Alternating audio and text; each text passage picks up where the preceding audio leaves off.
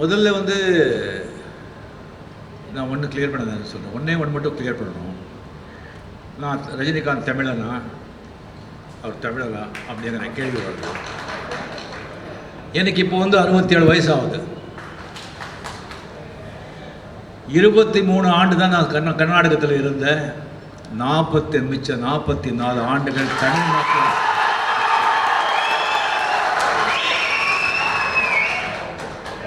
உங்கள் கூடவே வளர்ந்த கர்நாடகத்திலேருந்து ஒரு மராட்டியானவோ ஒரு கன்னடக்காரனவோ நான் இங்கே வந்திருந்தால் கூட நீங்கள் என்னை ஆதரித்து அன்பு கொடுத்து பேரும் புகழும் பணம் எல்லாத்தையும் அள்ளி கொடுத்து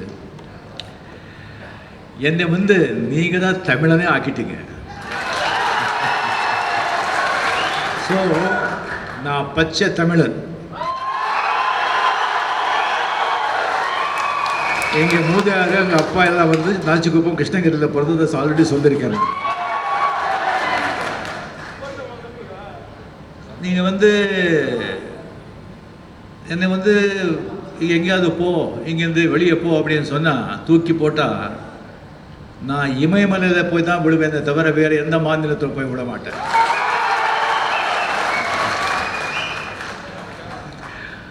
ஏன்னா தமிழ் மக்கள் நல்ல உள்ளங்கள் இருக்கிற பூமியில் இருந்தால் இங்கே இருக்கணும், இல்லைன்னா சித்தர்கள் இருக்கிற இமாலயில் அங்கே இருக்கணும்.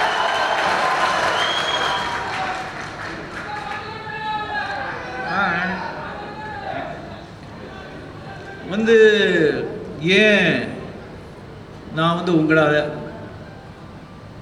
என்னை வாழ வைக்கிற தெய்வங்கள் நீங்கள் என்னை வாழ வச்சிங்க, நான் நல்லா இருக்கேன். என்னை வாழ வச்ச தெய்வங்கள் நல்லா இருக்கக்கூடாதா?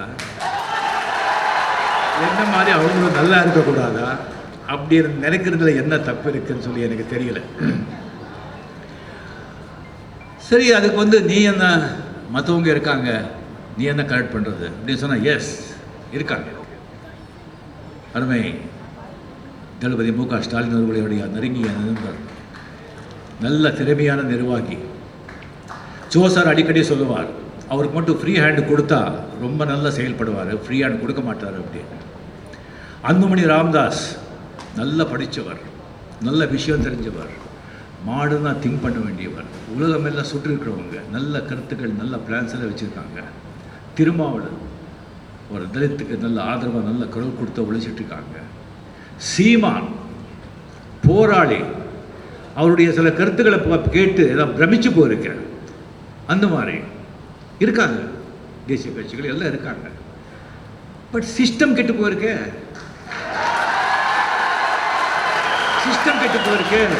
ஜனநாயகமே கெட்டு போயிருக்கு.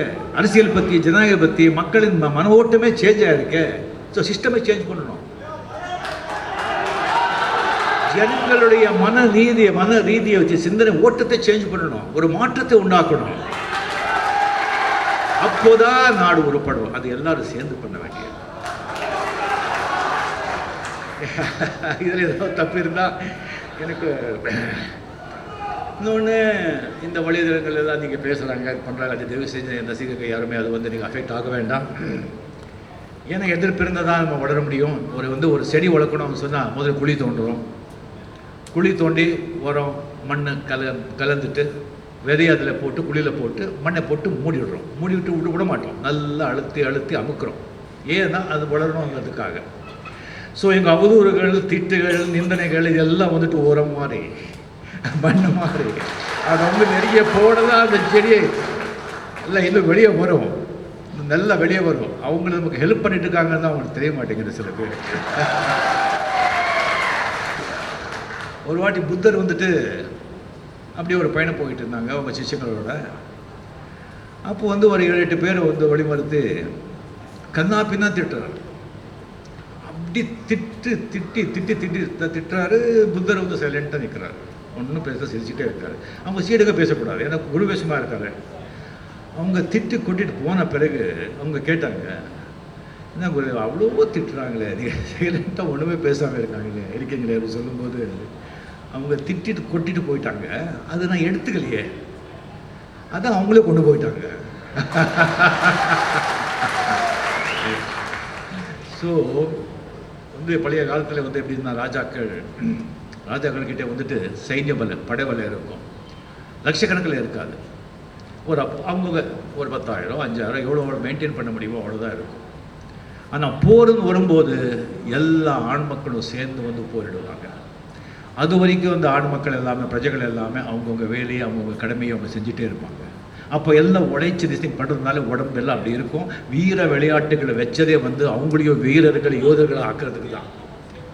ஜல்லிக்கட்டு, இந்த கம்பு சண்டை, இந்த கபடி, இந்த குஸ்தி எல்லாமே அவங்களும் வந்து பலமாக இருக்கணுங்கிறதுக்காக. ஸோ அவங்க கடமை செஞ்சுட்டே இருப்பாங்க. போர் வரும்போது எல்லாரும் இறங்கி அவங்க மண்ணுக்காக மானத்துக்காக அந்த எல்லாரும் போராடுவாங்க போர் வரும்போது. அந்த மாதிரி எனக்கும் கடமைகள் இருக்குது, தொழில் இருக்குது, வேலை இருக்குது.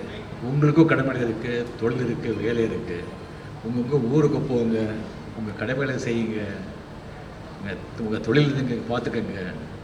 போர் வரும்போது பார்த்துக்கோ. ஆண்டவன் நன்றி.